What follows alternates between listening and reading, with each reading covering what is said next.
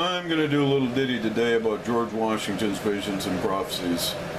I think it would be appropriate, since that's what I think is going to happen anyway.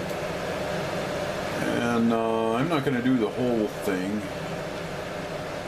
since you can just, if you want to see, you can go on YouTube and just enter in the search bar George Washington's visions and prophecies, and you'll come up. I happen to have a copy right here.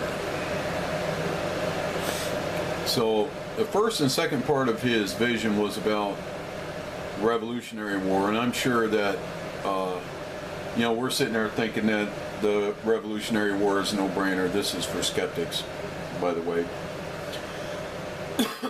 That it's a no-brainer, except for one thing. The vision predicts that he would win. At that stage of the game, George Washington lost just about every battle he'd been in. Maybe I think he won one or two up to that point. And then, of course, the Civil War.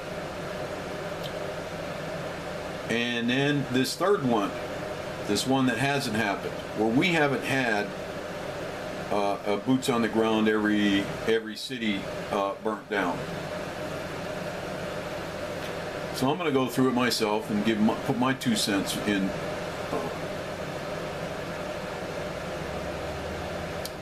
So here it is. The angel is saying, and again I heard the mysterious voice saying, "Son of the Republic, look and learn." At this, the dark, shadowy angel placed a trumpet to his mouth and blew 3 distinct blasts. Taking water from that, I don't know what that means. Some people speculate that that could be other things, but they focus in on blast. But if you've ever played a horned instrument, you know that you can blast it out there. It's, yeah, I played a horned instrument. It's called a cornet. Disappointed. I wanted to play the trumpet. Well, we'll start you out with a cornet. It's identical to a trumpet. And I want to play the cornet. Cornet sounded wussy. I wanted to play the trumpet. Trumpet man. Anyway. Enough of that foolishness. Taking water from the ocean, he sprinkled it upon Europe, Asia, and Africa. Then my eye beheld a fearful scene. From each of these countries arose thick, black clouds that were joined into one. Let's start out with the thick, black clouds. You see all the turmoil going on over there in Europe. In fact, amazingly, in the European Union, you're not hearing about any riots or anything going on, except for the giant London riot that just tore London up for a week before they finally brought in enough forces from around the country to quell it. And they say they arrested 15,000 people during those riots, but I assure you, I've seen videos of riots in other parts of Europe.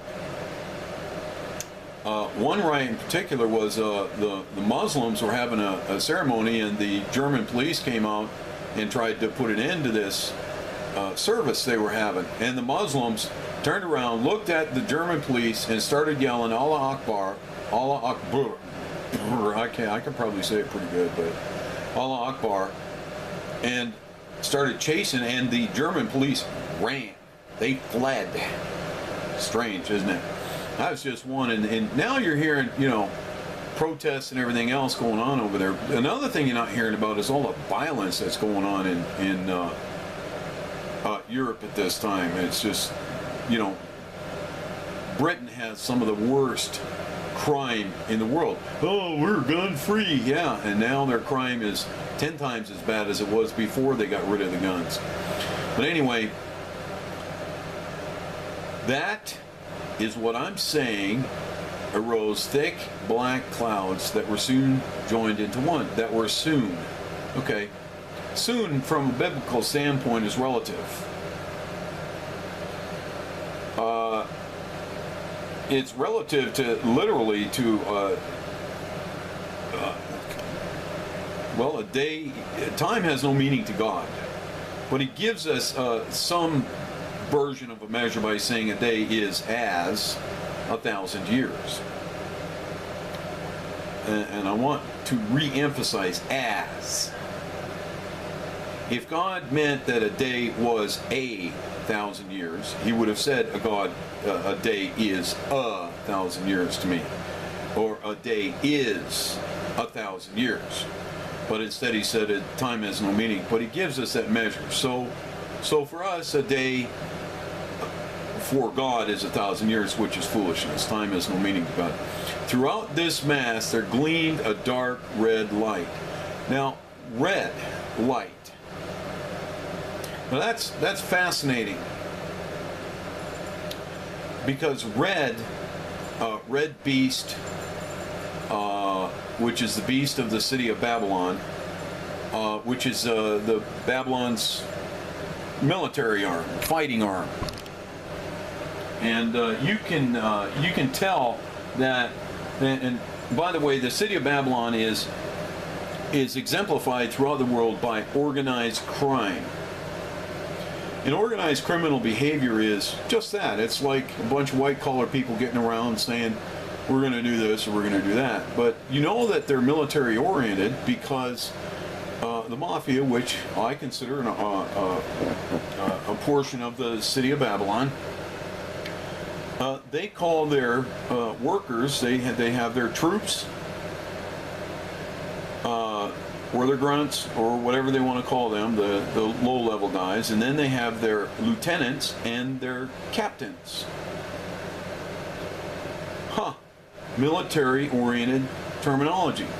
Fascinating, isn't it? That's what I think.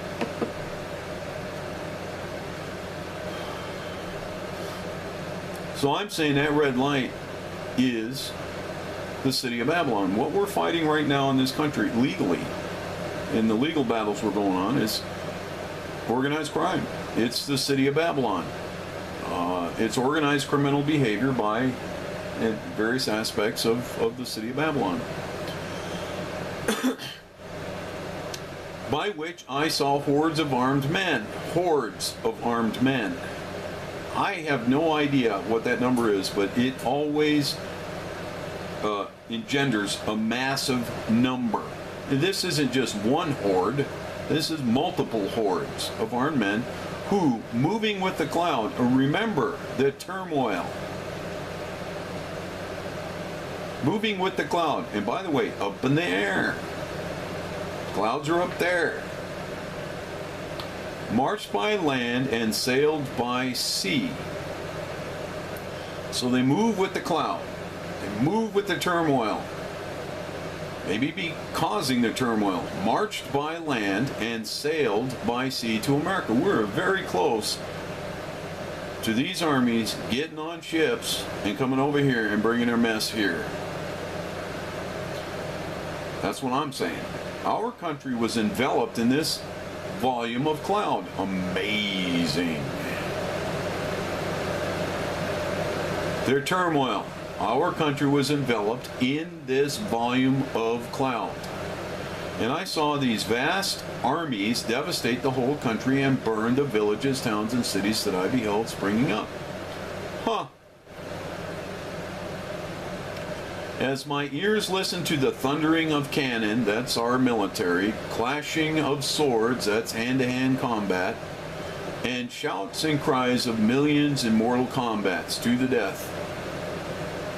Again I heard the mysterious voice saying, Son of the Republic, look and learn. And when the voice had ceased, the dark, shadowy angel placed his trumpet once more to his mouth, blew a long and fearful blast. You know, we've been hearing an awful lot of strange sounds that have been recorded all over the world. It's fascinating. It's absolutely fascinating. This one apparently is long and it scares the crap out of people. Probably some literally. Instantly, a light as of 1,000 suns shone above me.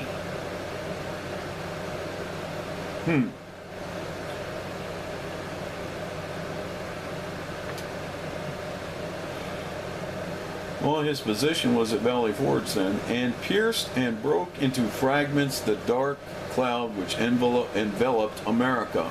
Pierced and broke into fragments the dark cloud. See, it's still the dark cloud, the turmoil, the battle, the war, the fighting. It broke into fragments, the dark cloud. Oh, okay. Well, I kind of like that. Broke into fragments. So what was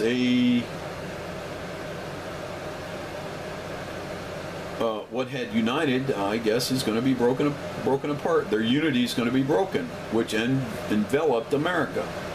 At the same moment, the angel upon whose head still shone the word union, at the same moment, the angel upon whose head still shone the word union, and who bore our national flag in one hand and a sword in the other, descended from the heavens, attended by legions. Oh, if we go with the old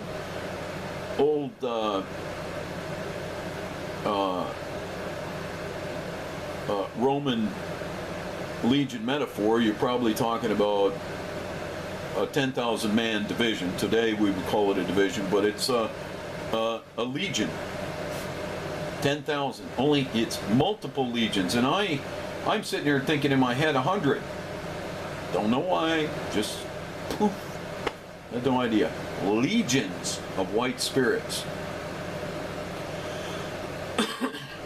Spirits. So this angel comes back down from heaven with holy spirits, clean spirits, and they're warriors. These immediately joined the inhabitants of America. These spirits joined, who I perceived were well nigh overcome. Sorry, Pastor. It's nigh, not high. You tickled me with that. But who immediately taking courage again, closed up their broken ranks and renewed the battle. Again, a mere, okay, here it is, closed, okay, and up there's the rule. But who immediately taking courage again, closed up their broken ranks and renewed the battle again. So apparently during this battle, and it must have been one fearsome battle.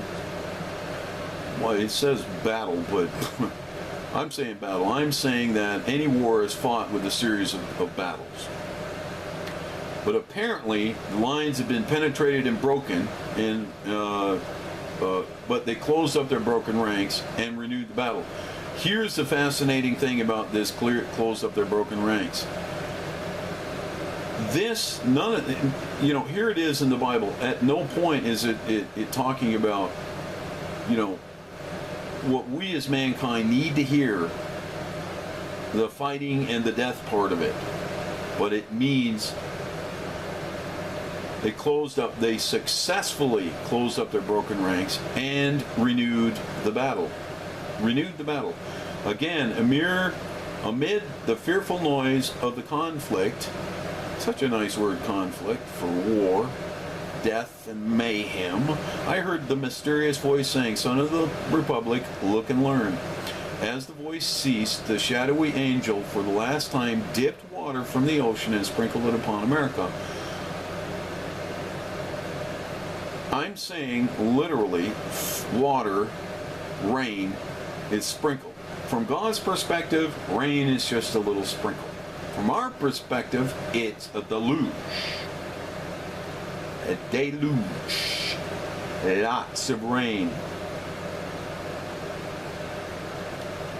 And I'm going to say at this moment in time, if I were an army general, it doesn't matter which side, but if I were attacking or assaulting a nation, and we've already, all of a sudden, all our armies have just, even for the moment, brief moment, or month, 30 days, 60 days, whatever, suddenly got angry because we were trying to figure out what we should do, and then all of a sudden, oh wait, the Americans have closed up their lines, and where the hell did they get all this extra ammo?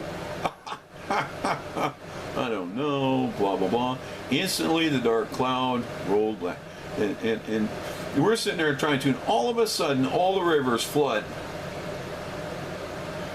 In fact, it floods so bad that, what do you know? Your lines of communication have been devastated. Instantly, the dark cloud rolled back. Together with the armies it had brought, leaving the inhabitants of the land victorious. I'm saying by the intervention of God, we're going to win. But it doesn't mean we get to stop fighting. The death toll, I'm saying, I'm going to say it again, 1/3 of the population. Whatever it is at the time.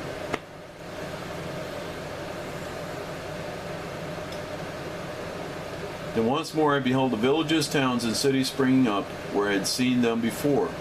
First, while the bright angel, at the same time, planting the azure standard, which is sky blue, which is interesting because our flag isn't sky blue. He had brought in the midst of them, so he brings the azure standard, cried with a loud voice, while the stars remain and the heavens send down dew upon the earth, so long shall the union last. So as long as earth is a viable place for human life. And taking from his brow the crown on which blazoned the word. Blazoned. Interesting way of saying things. Not emblazoned, as in, you know, engraved, but blazoned. The word union. He placed it upon the standard. So he puts his crown, the crown that he's wearing, on his head. So this angel is the angel of union. Not the angel of unions, like as in blah, blah, blah. He's the angel of unity, union. Placed it upon the standard. He is taking his crown and he's putting it on the standard, or the flag, which now becomes the flag apparently of the United States. I'm just guessing. Kneeling down, he placed it on the standard while the people kneeling down said amen. Big ceremony rededicating the United States of America to God by Jesus Christ. The scene instantly began to fade and dissolve, and I at last saw nothing but the rising curling vapor I at first beheld. This also disappearing.